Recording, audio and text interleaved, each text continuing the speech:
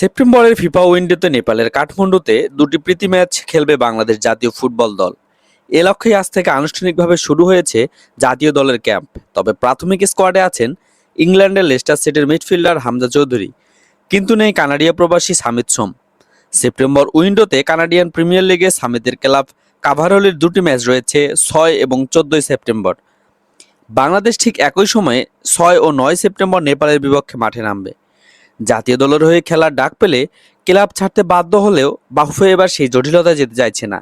জাতীয় দলের ম্যানেজার আমির খান বলেন, সামিতের ক্লাব ম্যাচ থাকার তাকে প্রাথমিক তালিকায় রাখা হয়নি। হামজা চৌধুরীকে দলে ভেড়াতে ইতিমধ্যে লেস্টার সিটিকে চিঠি দিয়েছে বাফুফে।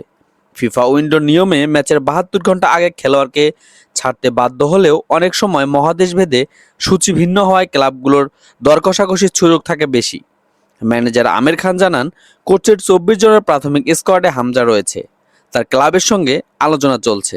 অধিনায়ক জামাল ভুঁইয়াও এখনও ক্যাম্পে যোগ দেননি। তিনি একদিন সময় চেয়েছেন ফেডারেশনের কাছে।